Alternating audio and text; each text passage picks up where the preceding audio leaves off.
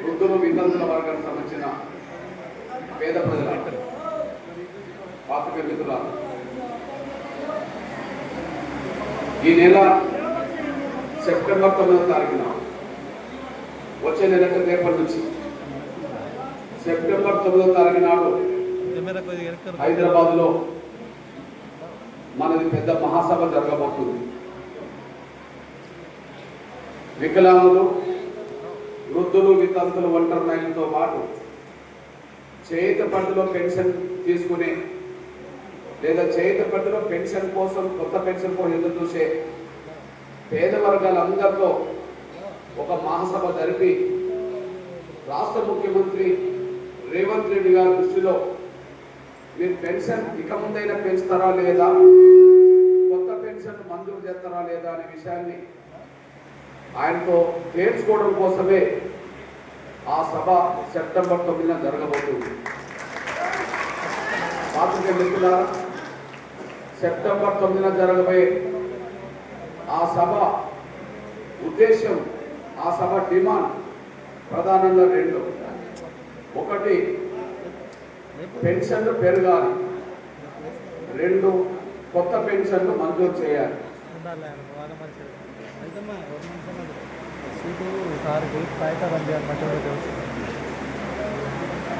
ఒకటి, పెన్షన్లు పెరగాలి. రెండు, కొత్త పెన్షన్లు మంజూరు చేయాలి. ఈ విషయంలో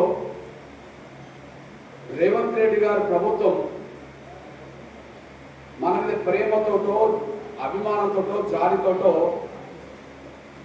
పెన్షన్లు పెంచే ఉద్దేశం తనకు లేదని తన పాలన 20 నెలలు గడిచిపోతున్న సమయంలో రుజువైంది. కొత్త పెన్షన్లు కూడా ఇచ్చే ఆలోచనకు లేదని ఇప్పటికే రుజువైంది. ఈ రెండు విషయాల్లో రేవంత్ రెడ్డి గారు మాట తప్పాడు, మోసం కూడా చేశాడు. ఈ విషయంలో 20 నెలలు ఆయన పరిపాలన అయిపోయినా ఆయన పెన్షన్ పెంచలేదు, కొత్త పెన్షన్ మంజూరు చేయలేదు. కానీ ఎందుకు పెన్షన్ పెంచట్లేదు, ఇచ్చిన మాట ఎందుకు నిలబెట్టుకోలేదని చెప్పి ప్రతిపక్ష పార్టీతో సహా ఏ పార్టీ నాయకులు కూడా రేవంత్ రెడ్డి గారిని ప్రశ్నించలేదు, నిలదీయలేదు. ఈ రెండు కారణాల వల్ల మన పెన్షన్లు ఎక్కడికక్కడ నిలిచిపోయినాయి. కొత్త పెన్షన్లు మంజూరు కావట్లేదు, పెరుగుతున్న పెన్షన్లు ఆయన పెంచట్లేదు. ఒకటి, పెన్షన్ పెంచాల్సిన ప్రభుత్వం పెంచట్లేదు. పెంచకపోతే ఎందుకు పెంచట్లేదని అడగాల్సిన ప్రతిపక్ష పార్టీలు ఎవరు అడగట్లేదు. దీనివల్ల 20 నెలలు నష్టపోయింది వాళ్ళు కాదు, మనం నష్టపోయినాం.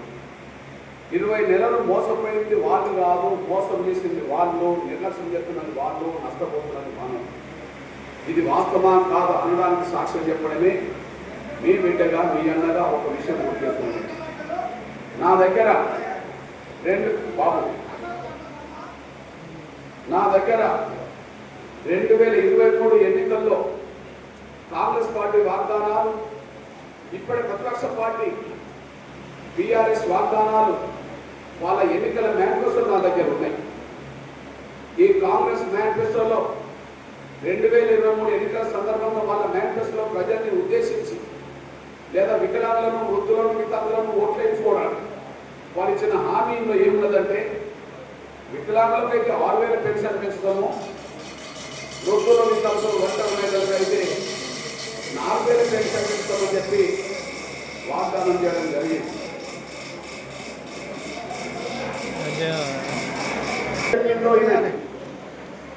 వికలాంగులకైతే 6,000 పెన్షన్ ఇస్తాము, వృద్ధులు, వితంతులు, ఒంటరి మహిళలకైతే 4,000 పెన్షన్ ఇస్తామని ఇలా ఉన్నది మేనిఫెస్టోలో.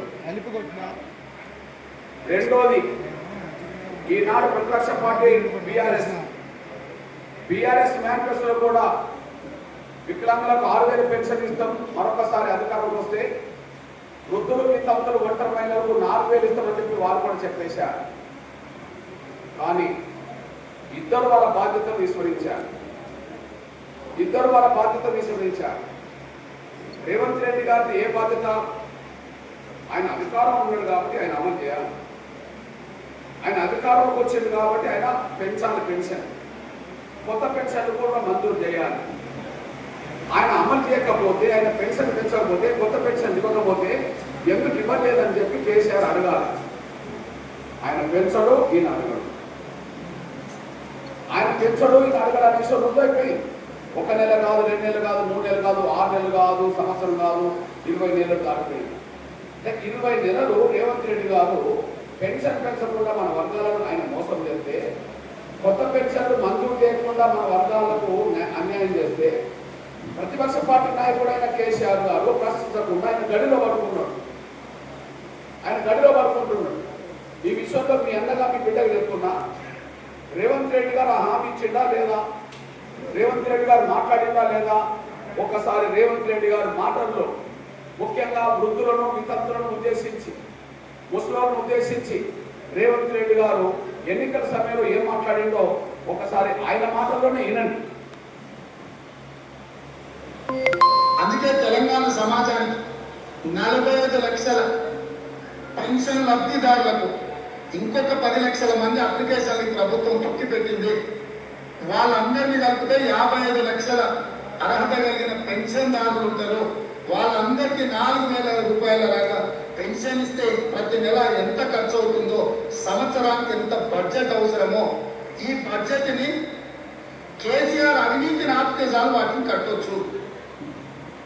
లెక్కలన్నీ వేసినాం, అనా పైసలతో సహా మా దగ్గర సంపూర్ణమైన సమాచారం ఉంది. పెన్షన్ ఇచ్చి తీర్థం 4,000 రూపాయల పెన్షన్ ఇవ్వడమే ఆ పథకం. ఓకే, ఇది ముస్లింలను ఉద్దేశించి మాట్లాడిన మాట. పెన్షన్ ఇచ్చి తీరడమే ఖాయమవుతుందని చెప్పేశారు. అయితే ఇది ఎన్నికల సమయంలో మరి ఎప్పుడు పెన్షన్ ఇస్తా అన్నాడు, ఏ తేదీని ఇస్తాడు, ఏ నెలలు ఇస్తాడో అది కూడా చెప్పేశాడు. ఆ మాట చెప్పిండా లేదా ఒకసారి వినండి. 10,000 వస్తుంది కదా, వచ్చే నెల నీకు 4,000 నీ ఖాతాలో పడతాయి. వచ్చే నెల డిసెంబర్ 9 నాడు పెద్దగా 2,000 కాదు, ఇందులో రాజ్యం వచ్చి నీకు 4,000 రూపాయలు పెన్షన్ వస్తాయి. ఎవరు నడుపుకునే పని లేదు. ఇంతకుముందే సీన్ చెప్పి నీ మనోడు వచ్చి నీ కాళ్ళు ఎత్తుతాడు, పెట్రోల్కు 500 1000 ఇచ్చేవాడు. నడిచి నీ కాళ్ళు ముందే నీ మనోడు వచ్చి నీ కాళ్ళు ఎత్తుతాడు. ఎందుకంటే ఆ పెట్రోల్ బండి ఇంత పెట్రోల్ కావాలంటే 500 1000 నడుపుకోవాలి. అందుకే పేదల కోసం కొడుకు మీదను, కోడల మీదను, బిడ్డ మీదను, అల్లుడి మీదను ఆధారపడకుండా మందు పోలీలు కొట్టుకోవాలనుకున్నా మనవాడికి సాధ్యత వెనియాలన్నా ప్రతి నెల 4,000 రూపాయలు నీ ఖాతాలో వేసే బాధ్యత సోదమ్మ తీసుకున్నది. డిసెంబర్ 9 నాడు ఒక్క సంతకంతో నీ పంపిణీ చేసే బాధ్యత కాంగ్రెస్ పార్టీ ఎలిబీస్. ఒక్క సంతకంతో డిసెంబర్ 9 నాడు ఇవ్వడం ఖాయమని చెప్పేశారు. సోనియా గాంధీ బాధ్యత అన్నట్టుగా పెట్టేశాడు.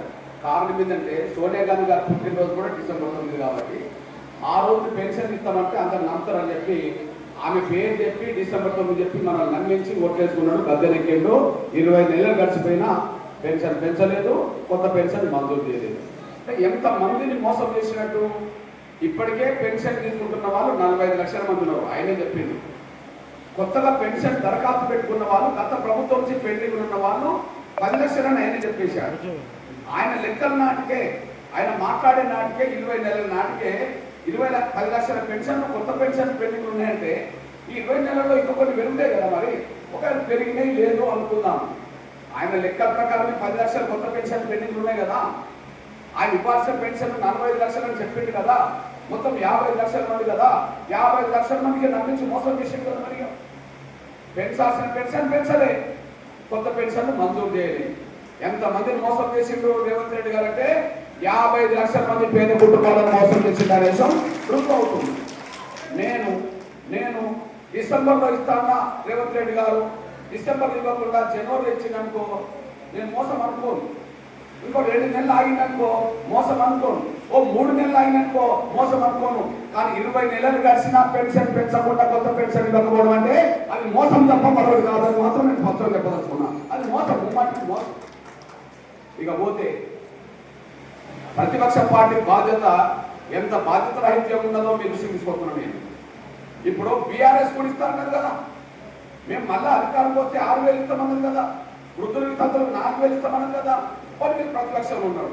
మరి ప్రతిపక్షంలో ఉన్న వాళ్ళ బాధ్యత ఏంటిది?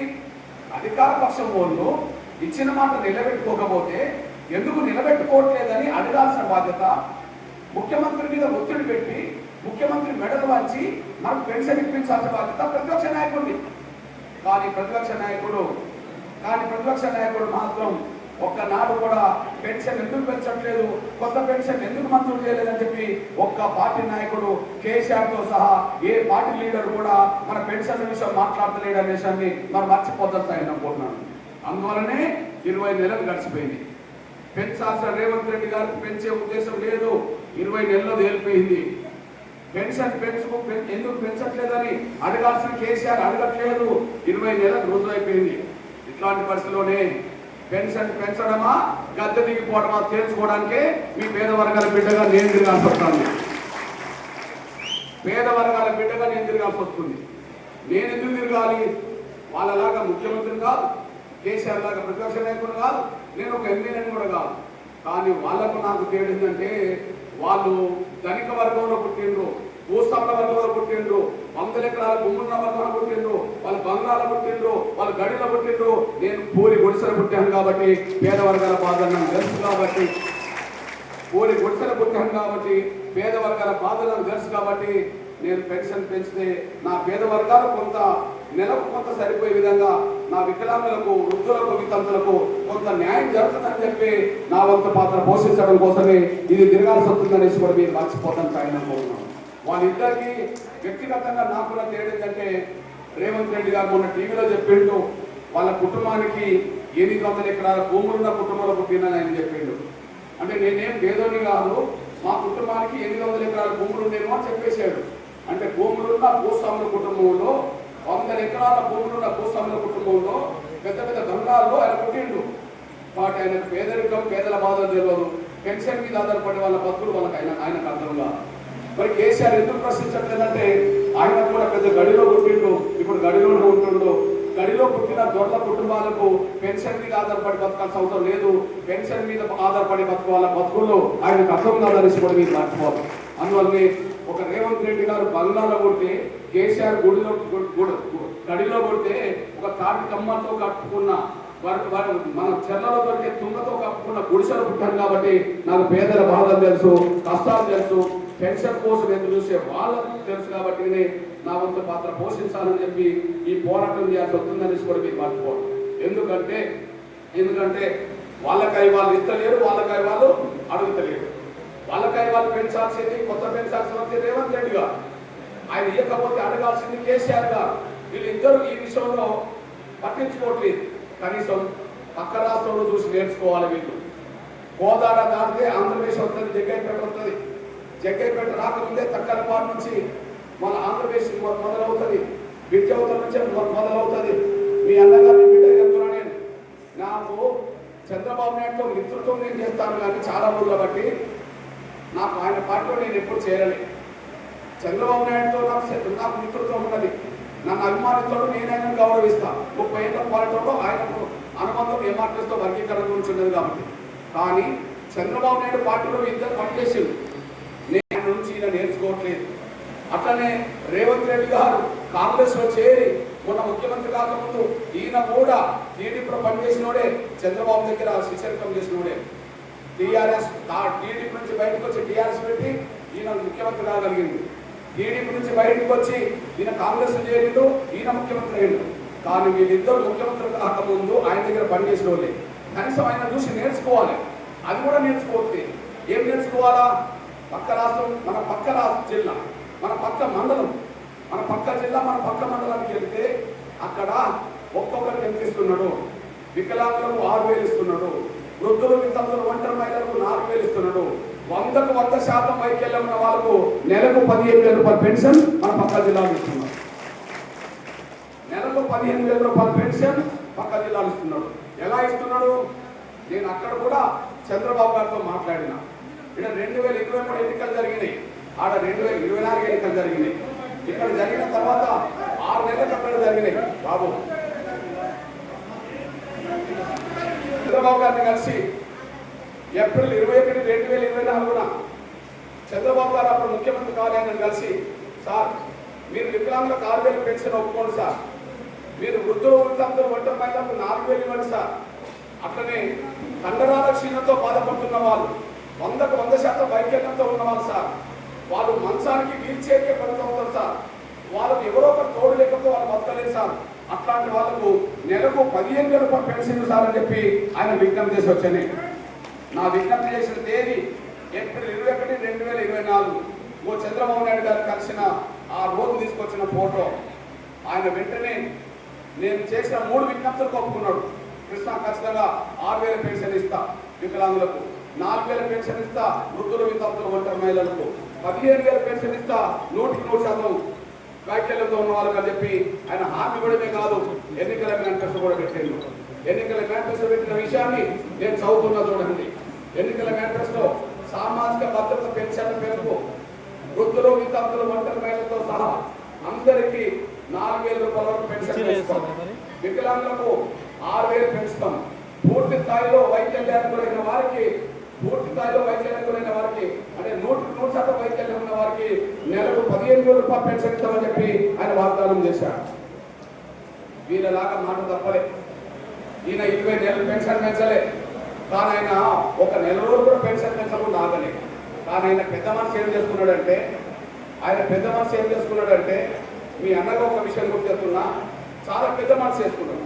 ఏం మనసు చేసుకుని చెప్తున్నాడు నేను, ఆయన అధికారంలోకి వచ్చేటప్పుడు జూన్ నెల, ఎన్నికలు ఎప్పుడు జరిగినాయి మే నెల, నేను కలిసింది ఆయన హామీ ఇచ్చేటప్పుడు ఏప్రిల్ నెల. కాబట్టి ఆయన ఏం పెద్ద మనసు చేసుకున్నాడంటే, నేను జూన్లో అధికారంలోకి వచ్చిందంటే నాకు మే నెలలో వాళ్ళు ఓట్లు వేయడం వల్లనే కదా, మేలో నాకు ఓట్లు వేయడానికి కారణం ఏప్రిల్లో నేను హామీ ఇవ్వడం వల్ల కదా, ఏప్రిల్లో నేను హామీ ఇవ్వడం వల్లనే మేలో నన్ను నమ్మి ఓట్లు వేశారు.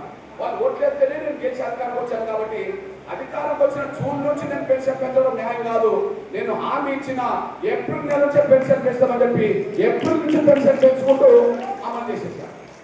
అంటే జూన్లో అధికారంలోకి వచ్చిన చంద్రబాబు నాయుడు గారు ఏప్రిల్ కలిపి, మే కలిపి, జూన్ కలిపి, జూన్ నెలలో 3 నెలల పెన్షన్ ఒకేసారి పెన్షన్ ఇచ్చాడు. ఉదాహరణకు 6,000 ఏప్రిల్ 6,000, మే 6,000, జూన్ 6,000, 18,000 వికలాంగులకు జూన్లో ఇచ్చేసాడు. ఇప్పటికీ ఇస్తూనే ఉంటాడు. అట్లనే వృద్ధులు వితంతులు ఒంటరి మహిళలకు అందరికీ కలిపి 4,000 ఏప్రిల్, 4,000 మేలి, 4,000 జూని, 12,000 వాళ్ళకి ఇచ్చుకుంటూ వచ్చేసాడు. అట్లనే 15,000 100% వైకల్యం ఉన్న వాళ్ళకు 45,000 ఒకేసారి ఇచ్చుకుంటూ పోయాడు. ఆయనకి తేడం కంటే ఆయనేమో హామీ ఇచ్చిన రోజు నుంచి పెన్షన్ పెంచిస్తే, రేవంత్ రెడ్డి ఏమో హామీ ఇచ్చిన నెల నుంచి కాకుండా అధికారం వచ్చిన 20 నెలలు కలిసిన పెన్షన్ పెంచలేదంటే మనల్ని మోసం చేసిండు అనడానికి ఇది సాక్ష్యం అనేసి కూడా మీరు మర్చిపోతారు సార్ అనుకుంటున్నాను. హామీ ఇచ్చిన రోజు నుంచి చంద్రబాబు ఇచ్చుకుంటూ వస్తున్నాడు, ఇప్పటికీ ఇస్తున్నాడు, ఎప్పుడు ఆగలే. 1వ తారీఖు వచ్చే సమయానికే ఇళ్లలో పోయి ఇస్తున్నారు వాళ్ళందరూ కలిసి. 1వ తారీఖు నాడు ఇళ్లలో పోయి ఇస్తున్నారు. కానీ జూలై నెల పెన్షన్ ఆగస్టులో మనం వస్తున్నాయి. జూలై నెల పెన్షన్ ఆగస్టులో వస్తున్నాయి. ఆయన 1వ తారీఖు నాడు ఇచ్చుకుంటూ పోతే జూలై నెల పెన్షన్ ఆగస్టు చివరి వారం వస్తున్నాయంటే ఎంత నమ్మక ద్రోహం మీరు చేస్తుంటారో అర్థమవుతుందనేసి కూడా మీరు మర్చిపోతారు సరే అనుకుంటున్నాను. ఈ పరిస్థితిలోనే మీ బిడ్డగా, మీ అన్నగా ఇక ఎవరి కోసం ఎదురు చూడొద్దని చెప్పి రేవంత్ రెడ్డి గారు తనకు తాను పెన్షన్ పెంచుకోవడానికి ఇక నమ్మకం పెట్టుకోవాల్సిన అవసరం లేదని, మన తరఫున ఏ ప్రతిపక్ష పార్టీ అడుగుతుంది అని చెప్పి ఇక ఆలోచించాల్సిన అవసరం లేదని చెప్పి ఇక పేదవర్గాల బిడ్డలుగా మనమే పోరాటం చేద్దాం, సాధించుకుందామని చెప్పి నేను ఈ పోరాటం చేయడానికి సిద్ధపడాల్సి వచ్చింది. ఇక్కడ పాత్రికేయ మిత్రులారా